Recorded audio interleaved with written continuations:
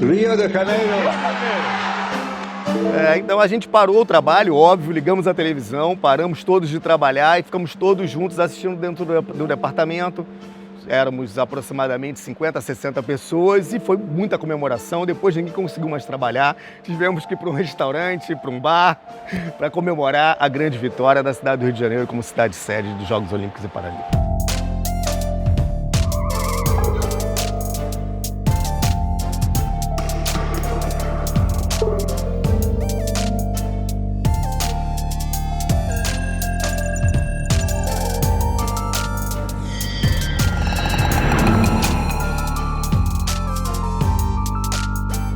Sancionada pelo governo federal em 2006, a Lei do Incentivo ao Esporte tinha como objetivo permitir que empresas e pessoas físicas pudessem apoiar financeiramente projetos desportivos e paradesportivos mediante um incentivo fiscal com desconto do imposto de renda devido. Ainda que não tenha consagrado a filantropia esportiva no Brasil, a medida abriu a possibilidade de que mais e mais pessoas tivessem acesso ao esporte.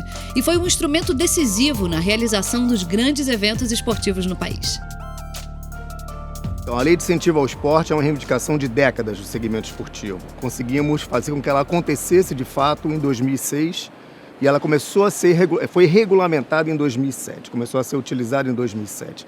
Então, a relevância dela para a década esportiva que o Brasil viveu de grandes eventos foi fundamental para a preparação das equipes, preparação dos atletas, para que todas as equipes brasileiras os atletas brasileiros tivessem condições de participar de forma mais plena e efetiva durante os Jogos Olímpicos. Muitas vezes as empresas não têm uma verba de marketing disponível, mas não por isso elas querem deixar de se envolver com aquele conteúdo, seja esportivo ou cultural.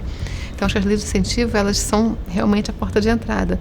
E além de serem, acho que um gasto inteligente do imposto, né?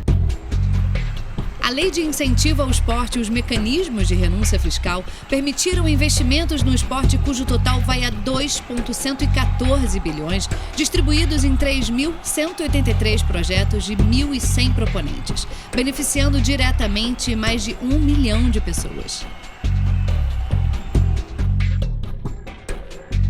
Já foi uma grande conquista a Lei de Incentivo do Esporte. Então, hoje, mantê-la, consolidá-la é importante e tentar aumentar o percentual a ser incentivado, pelo menos de 1% para 3%, que é um projeto de lei que já tramita hoje na Câmara e no Congresso Nacional. Então, acho que tem que consolidar o avanço da Lei de Incentivo do Esporte, que é um mecanismo fundamental para o fomento do esporte de base e do esporte de alto rendimento. A Copa do Mundo e os Jogos Olímpicos receberam 4 bilhões de reais em investimentos feitos através de mecanismos de renúncia fiscal. Quando a gente fala de um projeto de rendimento, um projeto de formação, um projeto de atleta de alto nível, ele precisa ter resultado esportivo para que as empresas tenham interesse. A gente, quando termina a década esportiva, a gente percebe na Lei Federal de Incentivo não uma diminuição de aporte de recursos. Porque o patamar estabelecido que se utiliza anualmente em projetos esportivos na Lei Federal é de 250 milhões.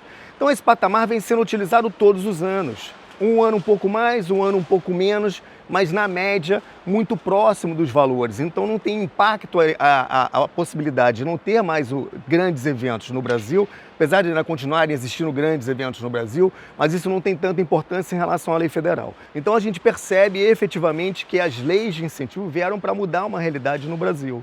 Uma realidade de que o esporte ele vinha passando por muita dificuldade. Óbvio que muita coisa ainda precisa ser aprimorada e melhorada, mas a gente está num caminho de possibilidade de ter um esporte mais praticado no Brasil. Os Jogos, Copa do Mundo, Olimpíada, Jogos Mundiais Militares, todos, e agora o ano que vem, Jogos Mundiais Master, fazem parte dessa vontade das marcas de estarem próximo, dessas vontades dos 3 níveis de governo de terem leis e de terem investimento em esporte. Então, entendo sim que esse legado ajuda ainda a continuidade do financiamento brasileiro. Um dos aspectos mais positivos da Lei de Incentivo ao Esporte é a sua contribuição para a popularização de esportes não tradicionais no país. A canoagem, o badminton, o judô, além de todas as modalidades paraesportivas, receberam investimentos significativos através da lei e seguem promovendo seus eventos regulares e hospedando eventos internacionais.